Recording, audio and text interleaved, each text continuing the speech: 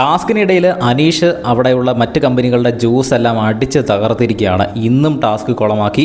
അനീഷിൻ്റെ company ഉണ്ടാക്കിയ ജ്യൂസുകളൊന്നും accept ചെയ്താത്തതിൻ്റെ പേരിൽ അനീഷ് മറ്റ് കമ്പനികളുടെ പ്രൊഡക്റ്റ് എല്ലാം അടിച്ച് തകർത്തു.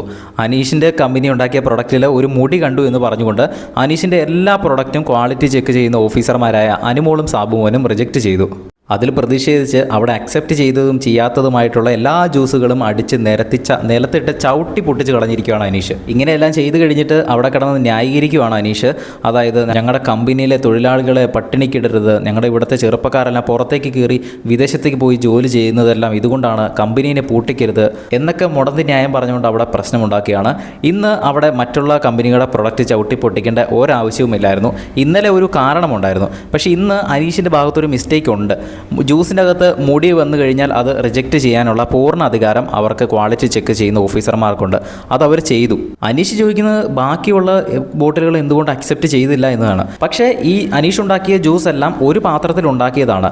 മുടി കിടന്ന് ഏത് പാത്രത്തിൽ നിന്നാണോ ആ മുടിയുള്ള ജ്യൂസ് ഒഴിച്ചത് അതേ പാത്രത്തിൽ നിന്ന് തന്നെയാണ് മറ്റ് ബോട്ടിലുകളിലേക്കും ജ്യൂസ് ഒഴിച്ചത്. അപ്പോൾ ഇതെല്ലാം ഒരേ ബാച്ച് ആയതുകൊണ്ട് തന്നെ ആ ബാച്ചോട് കൂടി അവർ റിജക്റ്റ് ചെയ്തു.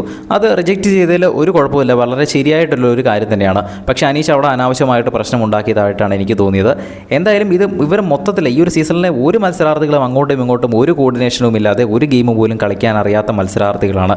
ഇപ്പോൾ മൂന്നാമത്തെ റൗണ്ടാണ് ഇപ്പോൾ ക്യാൻസൽ ആയിരിക്കുന്നത്. എന്തായാലും നിങ്ങൾക്ക് ഇതിനെപ്പറ്റി എന്താണ് പറയാനുള്ളതെന്ന് താഴെ ഒന്ന് കമൻറ്റ് ചെയ്യുക. കൂടുതൽ ലൈവ് അപ്ഡേറ്റ്സുമായിട്ട് വീണ്ടും വരാം.